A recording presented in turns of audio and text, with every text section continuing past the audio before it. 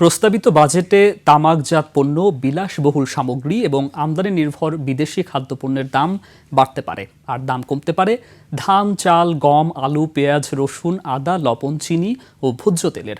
আরও কমতে পারে কিডনি রোগীর ডায়ালাইসিস খরচ, হার্টের রিং এবং স্বর্ণের দামও।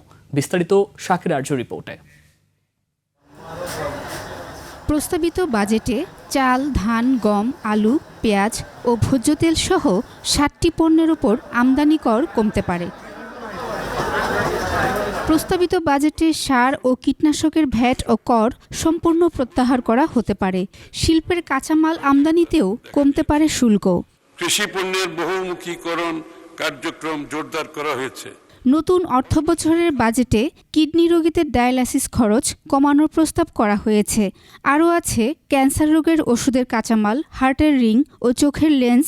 বিশেষ চাহিদা সম্পন্ন ব্যক্তিদের জন্য প্রয়োজনীয় জিনিসের দাম কমানোর প্রস্তাব। এ লক্ষ্যে সরকার বেশ কিছু কার্যক্রম গ্রহণ করেছে। মোবাইল উৎপাদন ও কাঁচামাল, মোবাইল সিম কার্ড, নেটওয়ার্ক ও লাইসেন্স ফি দাম কমার সুখবর রয়েছে প্রস্তাবিত বাজেটে। দামে স্বস্তির খবর বিদ্যুৎ, সৌরবিদ্যুৎ ও গ্রিন এনার্জি, সৌরবিদ্যুৎ ও যন্ত্রপাতি, ইলেকট্রিক যানবাহন বা পরিবেশবান্ধব গাড়িতেও। সুখবর আসছে স্বর্ণ ও জুয়েলারি খাতেও।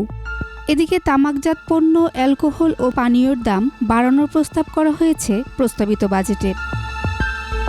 আমদানি করা কাজু বাদাম ও হিমায়িত মাছের দাম প্রস্তাবিত বাজেটে বাড়ানোর প্রস্তাব করা হয়েছে। নির্মাণ সামগ্রী ও রড শিল্পে দাম বাড়ানোর প্রস্তাব করা হয়েছে বাজেটে। আমদানি করা প্রযুক্তি ও অন্যান্য পণ্যের দামেও নেই স্বস্তির খবর। বিলাসী ও বিদেশি প্রসাধনীতেও মিলছে না কোনো সুখবর।